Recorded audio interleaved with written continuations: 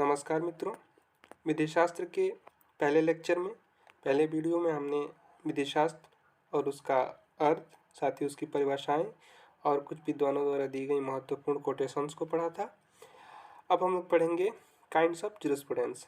विधि शास्त्र के कितने प्रकार विभिन्न विद्वानों ने बताए हैं, इसको एक बार देखेंगे। ये काफ़ी महत्वपूर्ण होता है। यह पूछा जाता है कि फला विधि शास्त्री ने विधि शास्त्र को कितने भागों में बांटा है, या निम्न रूप में वर्गीकरण विधि शास्त्र का किसने किया हुआ है। तो यह प्रश्न भी महत्वपूर्ण होता है, इसलिए ध्यान से इसका अध्ययन करें। तो जर्मी बेंथम के अनुसार विधि शास्त्र का क्या प्रकार है, ये देखते हैं। जर्मी बेंथम की जो पुस्तक है वो है लिमिट्स ऑफ जूरिस्प्रूडेंस डिफाइंड, जो कि 1782 में लिखी गई थी, लेकिन प्रकाशित कब हुई थी? 1945 में। लिमिट्स ऑफ जूरिस्प्रूडेंस डिफाइंड में जर्मी बेंथम ने विधि शास्त्र को कितने प्रकारों में बांटा है? 2 प्रकारों में बांटा है। और ये 2 प्रकार कौन कौन से हैं?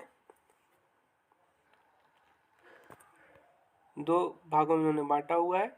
एक्सपोजिटरी या एक्सपोजिटोरियल यानी व्याख्यात्मक विधि शास्त्र, और दूसरा है इवैल्यूएटिव या सेंसोरियल मूल्यांकात्मक विधि शास्त्र।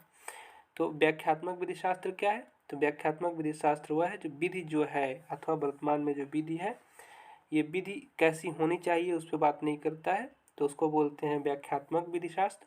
और अगला है मूल्यांकात्मक विधि शास्त्र, जो कि कहता है what the law ought to be. विधि जो होनी चाहिए उसके बारे में जो डिस्कशन होती है, उसको मूल्यांकात्मक विधि शास्त्र में बांटा था जर्मी बेंथम ने। अब जो है इन्होंने आगे व्याख्यात्मक विधि शास्त्र जो है एक्सपोजिटरी या एक्सपोजिटोरियल जो है विधि शास्त्र जो है, इसको भी इन्होंने 2 भागों में बांटा हुआ है। तो 2 भाग कौन कौन से हैं? पहला प्राधिकारिक है और दूसरा अप्राधिकारिक है। तो प्राधिकारिक विधि शास्त्र क्या है? प्राधिकारिक व्याख्यात्मक विधि शास्त्र, पूरा बोलेंगे तो प्राधिकारिक व्याख्यात्मक विधि शास्त्र जो है वह होता है जो कि विधायन द्वारा निर्मित होता है। विधायिका जिसको निर्मित करती है, जो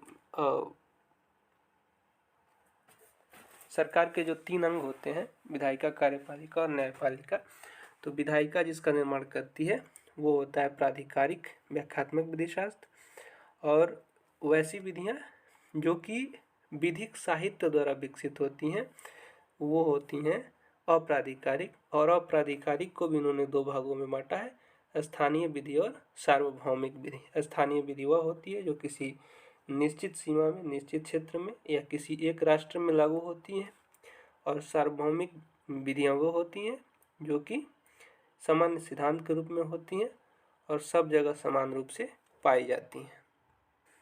जैसे जूरिस्प्रूडेंस के ही जो सिद्धांत हैं विभिन्न विधि शास्त्रियों ने दिए हैं, वो हर जगह पढ़ना होता है और हर जगह समान रूप से उनकी व्याख्या की जाती है। जबकि किसी विशेष स्थान में, किसी विशेष राज्य की जो विधि है, जैसे शराबबंदी कानून बिहार का है, तो बिहार की जो वो स्पेशल विधि होगी उसको जो है स्थानीय विधि कहेंगे। या फिर ऐसी विधियाँ जो सिर्फ भारत में ही लागू हैं उनको स्थानीय विधियाँ कही जाएंगी। जबकि वैसी विधियाँ जो सभी देशों में समान रूप से एक सिद्धांत के रूप में प्रचलित हैं वो जो है सार्वभौमिक विधियाँ कहलाती हैं। तो आपने जाना कि जर्मी बेंथम, एक बार इसको रिकॉल कर लेते हैं दोबारा, कि जर्मी बेंथम के अनुसार विधि शास्त्र के 2 प्रकार हैं। 2 प्रकार कौन कौन है? एक है व्याख्यात्मक, दूसरा है मूल्यांकात्मक। व्याख्यात्मक विधि शास्त्र के भी 2 प्रकार हैं, एक है प्राधिकारिक और दूसरा है अप्राधिकारिक। और अप्राधिकारिक को भी 2 भागों में बांटते हैं, स्थानीय और सार्वभौमिक। ठीक है। अगला है ऑस्टिन के अनुसार विधि शास्त्र का प्रकार। ऑस्टिन के अनुसार विधि शास्त्र का भी 2 प्रकार है। ऑस्टिन ने भी विधि शास्त्र को 2 भागों में बांटा है। पहला क्या है? जनरल जूरिस्प्रूडेंस, और दूसरा है पार्टिकुलर जूरिस्प्रूडेंस, यानी सामान्य विधि शास्त्र और विशिष्ट विधि शास्त्र के रूप में ऑस्टिन ने बांटा है। तो सामान्य विधि शास्त्र क्या होता है? तो सामान्य विधि शास्त्र के बारे में लिखा है कि सभी विधिक व्यवस्थाओं में समान रूप से पाई जाने वाली विधियों के तत्वों, उद्देश्यों, भेदों आदि की विवेचना जिसमें की जाती है, अतः इसे सैद्धांतिक विधि शास्त्र भी कहा जाता है। जो सामान्य विधि शास्त्र है इसका एक और नाम है सैद्धांतिक विधि शास्त्र। इसमें सभी व्यवस्थाओं में समान रूप से पाई जाने वाली विधियों के तत्वों, उद्देश्यों और भेदों आदि का विवेचना की जाती है। और उसके बाद है विशिष्ट विधि शास्त्र। विशिष्ट विधि शास्त्र क्या है? किसी ऐसी वर्तमान या भूतकालीन विधिक प्रणाली का अध्ययन जो किसी राष्ट्र विशेष या उनके किसी भाग तक सीमित हो, अतः इसे अव्यवहारिक विधि शास्त्र या राष्ट्रीय विधि शास्त्र भी कहा गया है।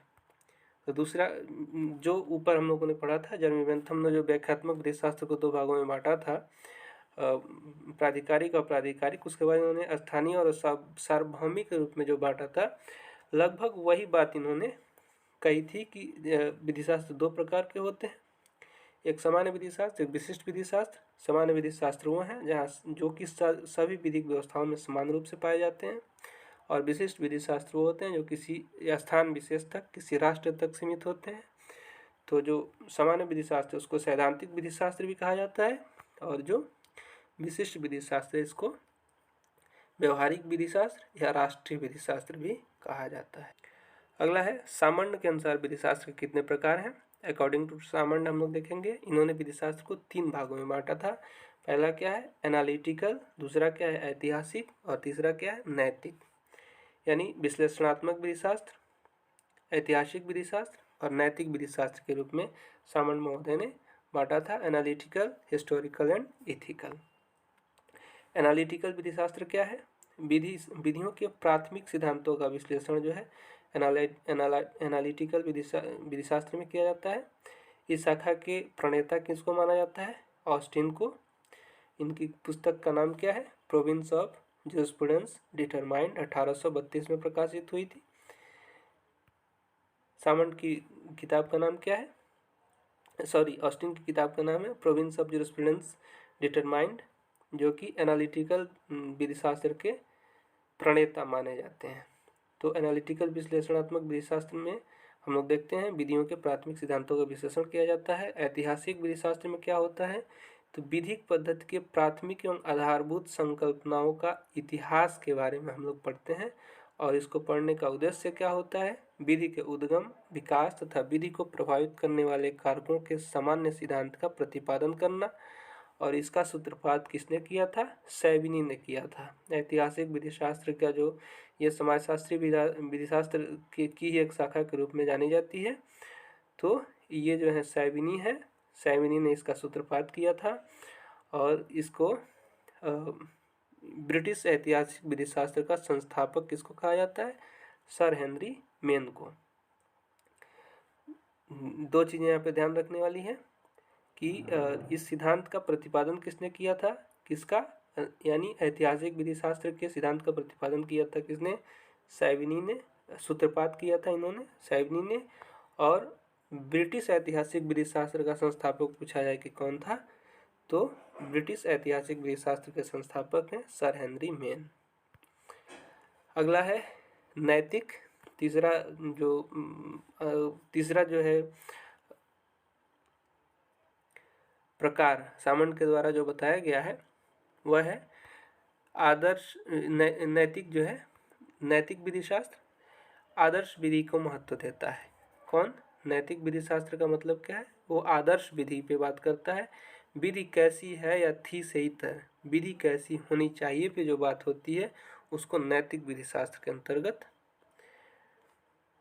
इन्होंने विभाजित किया है। तो एक बार इसको रिकॉल कर लेते हैं। सामंड के अनुसार विधि शास्त्र के 3 प्रकार हैं, एनालिटिकल स्कूल, ऐतिहासिक स्कूल और नैतिक या इथिकल स्कूल। एनालिटिकल या विश्लेषणात्मक विधि में विधि के प्राथमिक सिद्धांतों का विश्लेषण किया जाता है, और ऐतिहासिक विधि शास्त्र में विधिक पद्धति के प्राथमिक एवं आधारभूत संकल्पनाओं के इतिहास के बारे में अध्ययन किया जाता है, और नैतिक विधि शास्त्र जो है वह जो है आदर्श विधि का अध्ययन करता है, विधि कैसी होनी चाहिए इस पे बात करता है। और एनालिटिकल विश्लेषणात्मक स्कूल के प्रतिपादक जो हैं, प्रणेता जो हैं, वो जॉन ऑस्टिन है। जॉन ऑस्टिन की किताब का नाम है प्रोविंस ऑफ जूरिस्प्रूडेंस डिटरमाइंड, और ऐतिहासिक विधि शास्त्र के सूत्रपात जिन्होंने किया उनका नाम है सैविनी, और ब्रिटिश ऐतिहासिक विधि शास्त्र के संस्थापक हैं सर हेनरी मेन।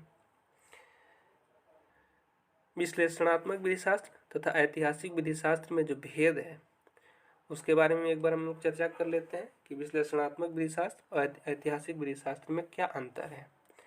तो लिखा है उक्त दोनों शाखाओं में मुख्य भेद यह है कि विश्लेषणात्मक विधि शास्त्र राज्य के प्रति अपने संबंध को ही विधि का सबसे महत्वपूर्ण पहलू समझता है। इसके अंतर्गत विधि को राज्य के संप्रभुताधारी का समादेश माना गया है। यानी विश्लेषणात्मक विधि शास्त्र में क्या होता है कि संप्रभुताधारी का जो समादेश है उसको जो है ध्यान में रखते हुए इस स्कूल जो उसको ध्यान में रखते हुए विधि शास्त्र की व्याख्या करता है। इसलिए इसे विधि की आदेशात्मक शाखा है, इम्पेरेटिव स्कूल भी कहा जाता है। इसलिए इसे विधि की आदेशात्मक शाखा या इम्पेरेटिव स्कूल भी कहा जाता है। विधि के भूत भविष्य पर ध्यान न देकर वर्तमान रूप का विश्लेषण मात्र करता है। एनालिटिकल स्कूल जो है विधि के भूत या भविष्य पर विचार नहीं करता है, लेकिन जो कि वर्तमान जो है विधि का स्वरूप है उसका विश्लेषण करता है। जबकि ऐतिहासिक विधि शास्त्री राज्य के प्रति विधि के संबंध को विशेष महत्व न देकर उन सामाजिक प्रथाओं को अधिक महत्व देते हैं जिनसे विधि का निर्माण हुआ है। समाज की प्राथमिक विधिक संस्थाओं पर अपना ध्यान केंद्रित करता है। जो हिस्टोरिकल विधि शास्त्र है ये जो है इसमें हिस्टोरिकल जो विधि शास्त्री हैं, जूरिस्ट हैं, वो क्या करते हैं कि वो राज्य और जो संप्रभु का समादेश वाली जो बात की गई थी एनालिटिकल स्कूल में उस पर विशेष महत्व न दे करके विधिक संस्थाओं का इतिहास क्या है, किस तरह से विधि की उत्पत्ति हुई, उस पर ये लोग ध्यान केंद्रित करते हैं। अर्थात ऐतिहासिक विधि शास्त्र के अंतर्गत यह अध्ययन किया जाता है कि वर्तमान विधिक धारणाओं का विकास कब, कैसे और किन विभिन्न अवस्थाओं में हुआ तथा इनके अस्तित्व में आने के क्या कारण थे। संक्षेप में अगर दोनों के अंतर को कहना हो तो कहा जाएगा कि विश्लेषणात्मक यानी एनालिटिकल विधि शास्त्र वर्तमान कानूनी विचारों के विश्लेषण को महत्व देता है, जबकि ऐतिहासिक विधि शास्त्र इन कानूनी विचारों की उत्पत्ति तथा विकास का पता लगाने की ओर ध्यान केंद्रित करता है। अगला जो है विधि शास्त्र के वर्गीकरण में है समाजशास्त्री विधि शास्त्र। समाजशास्त्रीय विधि शास्त्र क्या है? Sociological jurisprudence. समाजशास्त्रीय विधि शास्त्र की संकल्पना अपेक्षाकृत आधुनिकतम है, 19वीं सदी में इसका विकास माना जाता है। तो ये सबसे आधुनिक जो है ऊपर के जितने अभी तक जिन स्कूल्स का हमने जिक्र किया, यानी विधि शास्त्र के वर्गीकरण में ऊपर जिन वर्गों के बारे में हमने बात की उसमें सबसे आधुनिक कौन सा है? समाजशास्त्रीय विधि शास्त्र। समाजशास्त्रीय विधि शास्त्र से समाजशास्त्रीय विधि शास्त्र को हितों का विधि शास्त्र यानी जूरिस्प्रूडेंस ऑफ इंटरेस्ट भी कहा जाता है, क्योंकि सामाजिक व्यवस्था का मुख्य लक्ष्य यही है कि मनुष्य के हितों का संरक्षण एवं संवर्धन हो सके। जर्मन विधि शास्त्री रुडोल्फ इहरिंग जो हैं, इन्होंने इस विचारधारा को अधिक विकसित किया है। समाजशास्त्री विधि शास्त्र को अमेरिका में प्रबल समर्थन प्राप्त हुआ। प्रसिद्ध अमेरिकी विधिशास्त्री डीन रास्कोपाउंड ने विधि शास्त्र को सामाजिक अभियांत्रिकी या सोशल इंजीनियरिंग की संज्ञा दी है। ये भी प्रश्न पूछा जाता है कि किस विधिशास्त्री ने विधि शास्त्र को सामाजिक अभियांत्रिकी की संज्ञा दी है, तो ये आंसर होगा डीन रास्कोपाउंड।